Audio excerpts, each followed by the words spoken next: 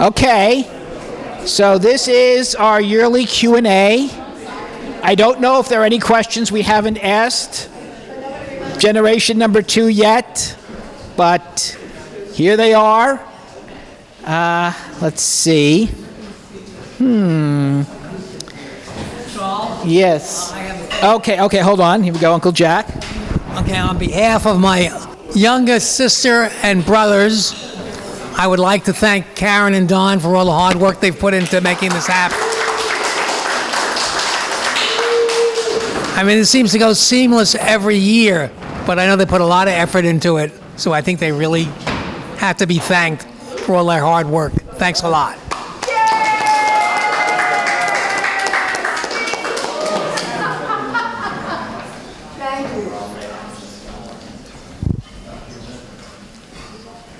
Okay, anything else? Yes. So, first of all, thank you all for coming.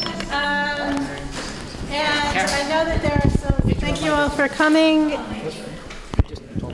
And I will start us off, I guess, asking, I know there were questions about how, when somebody is already raising their hand. Was there a question you have? I have a question for you folks. You all know that Uncle Leon and I are mirror images. That's why we're the bookends to these distinguished people over here.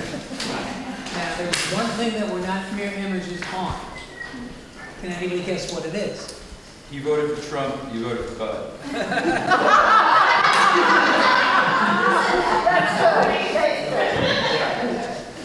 Is it that scar you have? Left-handed and right-handed. Knees. Now, that's part of being mirror images left-handed and right-handed.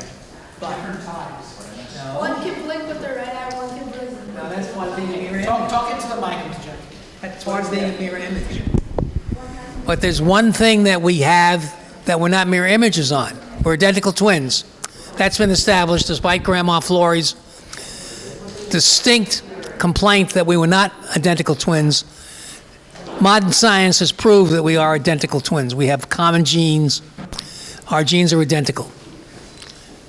And there are certain things we're mirror images on, but there's one thing that we are not mirror images on. Can anybody guess? And Simple and Aunt Fran. Well, that's true. Leon, do you know the answer? No. I had to do a lot of research on this, going back to a picture we have that was taken when I was 3 years old with Uncle Leon. The order you lost your teeth? No, Karen. Scar. Left-handed, right-handed? no, that's part of being a mirror image. The scar. That's the scar. Thank you, Todd. No, that's another story. I guessed that already. We both part our hair on the same side. And I couldn't figure that one out. Then I realized that when we were a year or 2 years old, we didn't comb our hair. We were very bright and very precocious. But one person combed our hair, and she was right-handed. No, you parted on that side, you parted on that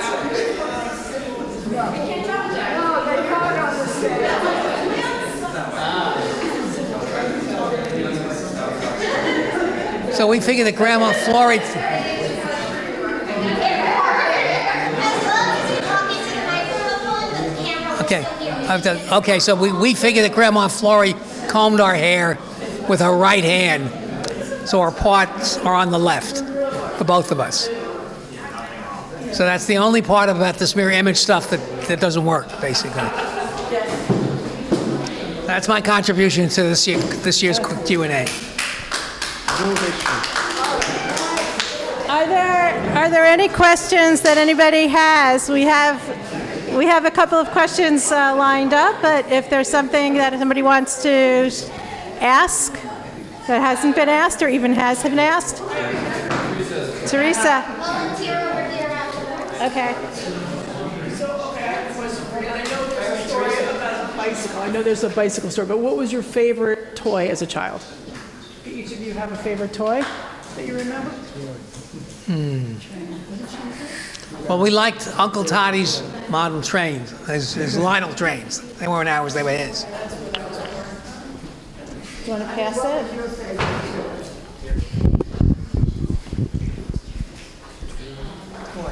I used to like to play with the erector sets, which you probably don't know what they are, but they were the Lego of the 30s, I guess. It was, but they were made out of metal, and you used a real screwdriver, and you used real nuts and bolts to put together models that you had in. They had an instruction book, sort of like Lego, but it was much more complicated. And no, I mean, it wasn't much more complicated, but it was different. I would say my favorite thing, I guess I used to play with my dolls. I had a whole collection. But erector sets, they came down, my kids had erector sets. Arthur built a Ferris wheel, which we had for, I don't know, how many years before we finally took it apart. And it had a little motor, an electric motor, so it could turn. I remember that Jackie and I had stuffed animals. I had a dog. I don't remember what Jack had.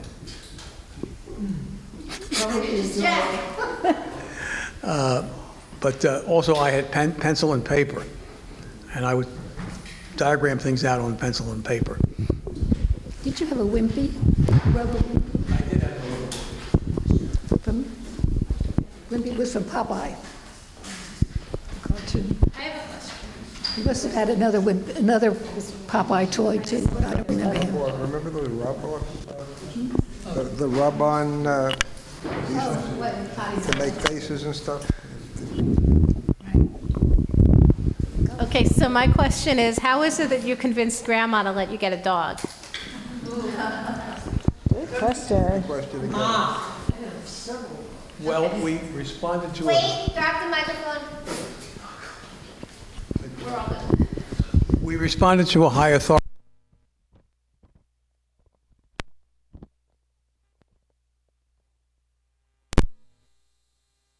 In our backyard, and the ball went to a far corner of the yard where there was some scrap metal, and when we were retrieving the ball, there in the pile of metal was a dog.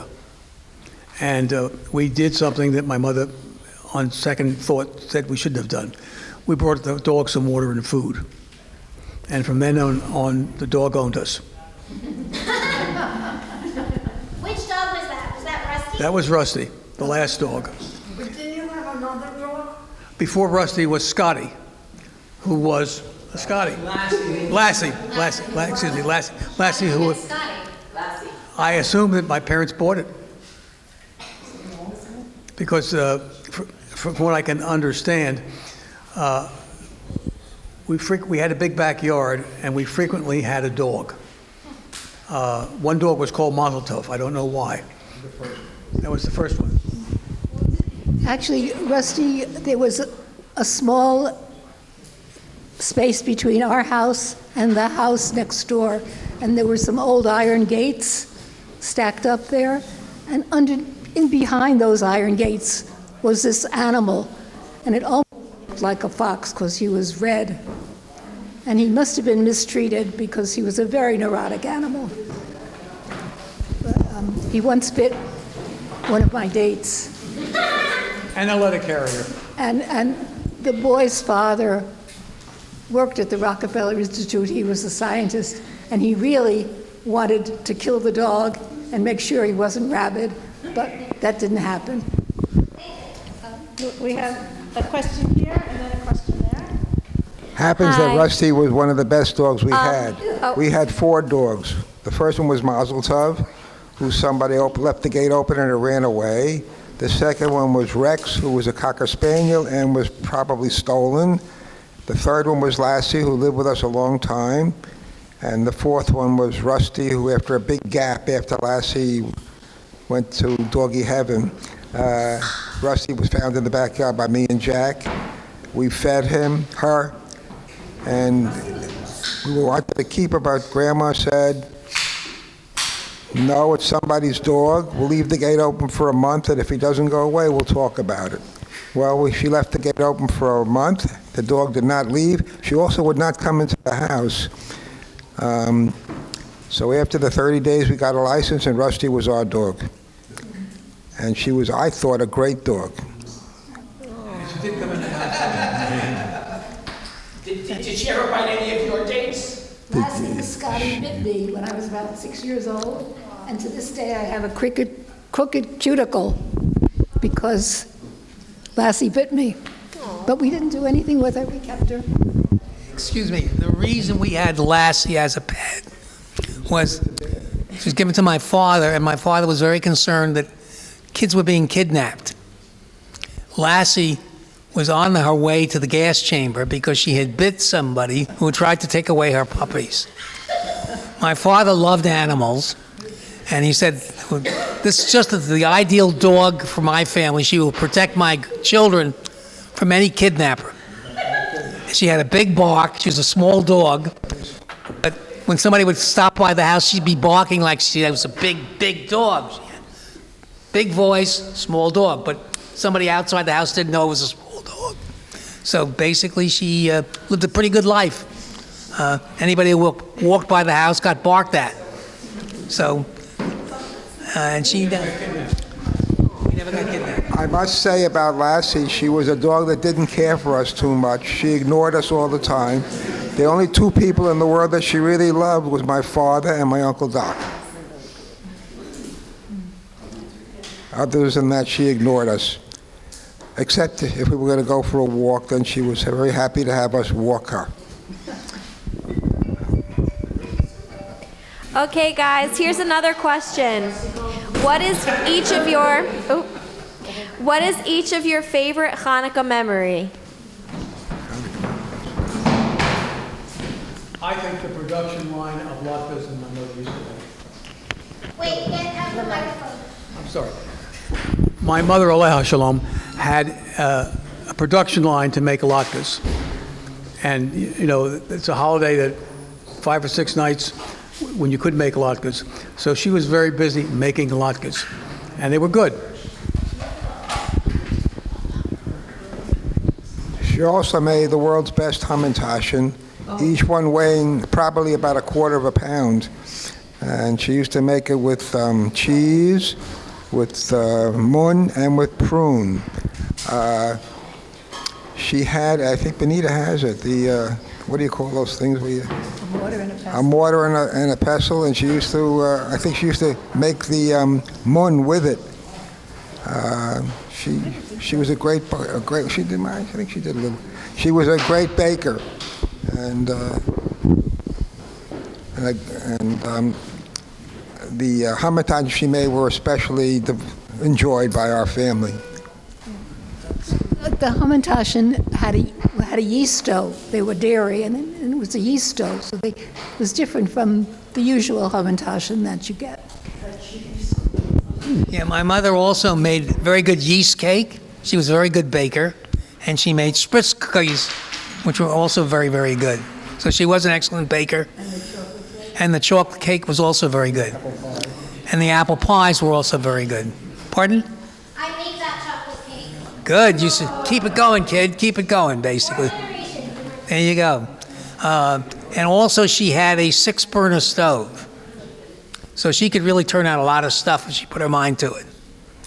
And 2 ovens. And 2 ovens, that's right. We have another question over here, and then a few over there.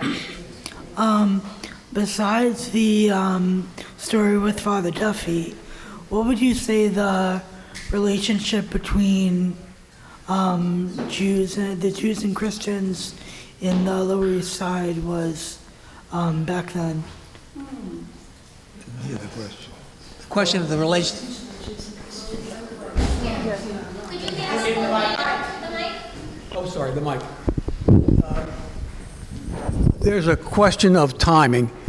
By the time we were born, there were more Jews in Brooklyn and the Bronx than there were on the Lower East Side. So we had very nice neighbors who were not Jewish, and we got along very well, particularly because if something went out on Shabbos, they could come in and fix it for us. But we got along very well with our neighbors who were not Jewish. They would invite us in to see the Christmas tree. They knew they could only give us kosher candy, and we helped each other out. There was one neighbor in particular, Mrs. Fontaine, who lived next door. She was an old woman, lived by herself, and every morning she would raise her window shade so my mother would know that she'd gotten through the night okay. And if she didn't raise the shade, we had to go knock on the door and see what was going on. So we got along pretty well, in answer to your question. Our neighbor on the one side, Mrs. Fontaine, she was very good to us all, and she would throw candy from her window to our backyard. So we really liked her. And Jackie and the boys used to shovel her walk when it snowed, and she really appreciated that. They would never take anything from her for doing it, and she was a lovely lady. Patty?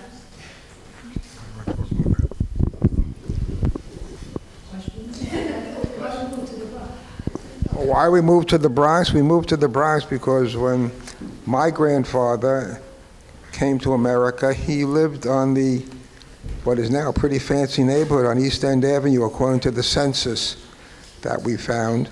Aunt Dora was born while they were living there, and then Grandma wanted to move to a countrified area, and they chose somehow to move to the Bronx on Ford Street. The house is no longer there, but Grandma lived in that house this is Grandma Levitas, great-Grandma Levitas, who lived in that house until she passed away. 5 of her 6 children were born in that house, including your grandmother and great-grandmother, Florence, was born in 1907 in that house on Ford Street. Literally in the house. In the house, literally, right. Next.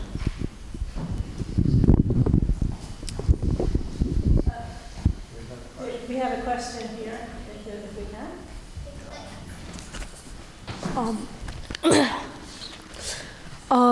What was like the big toy thing when you were kids? Like now there's like PlayStations and Nintendo Switches.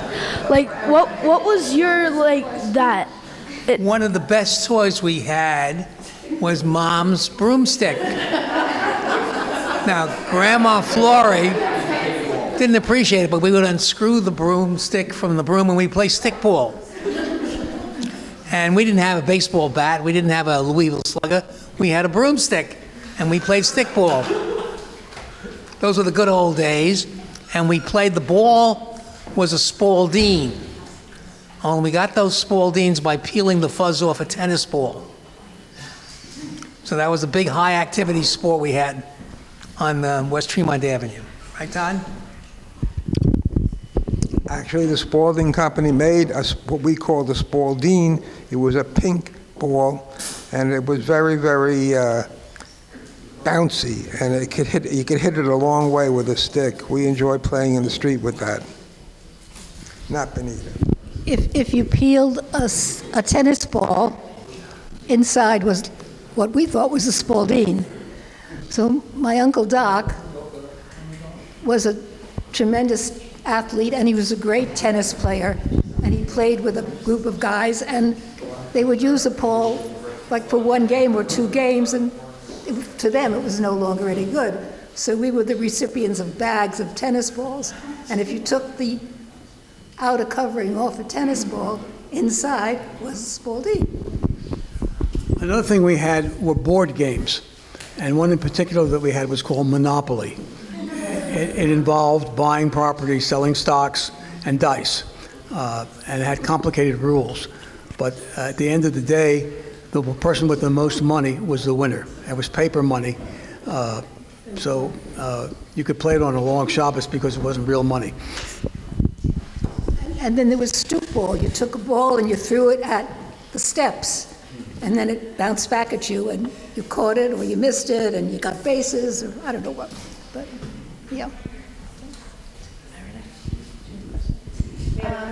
Yes. What was your favorite family vacation?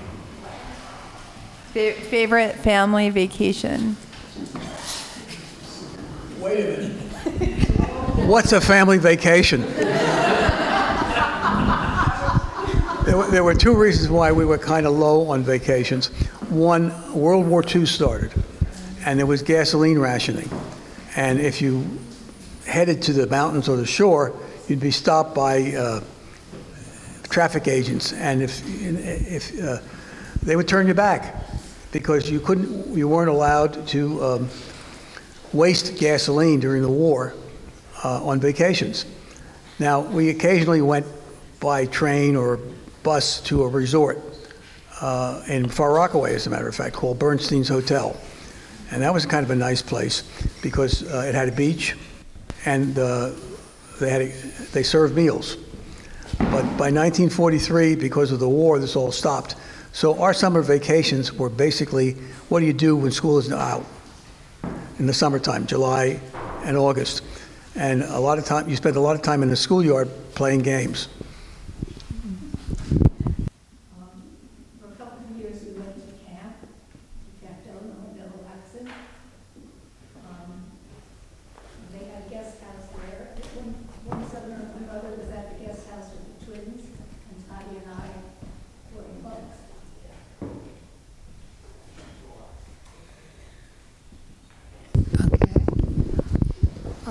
And we used to stay at a hotel called Bornstein's in Far Rockaway. And I went past it at one point many, many years later, and I couldn't believe how small it was. But it was near the beach, and it was kosher. And then at one point, my father had some financial difficulties, so we kind of stayed home.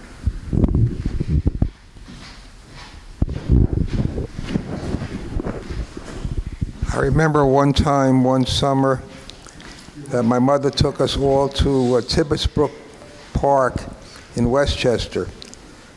At that time, they welcomed people from any place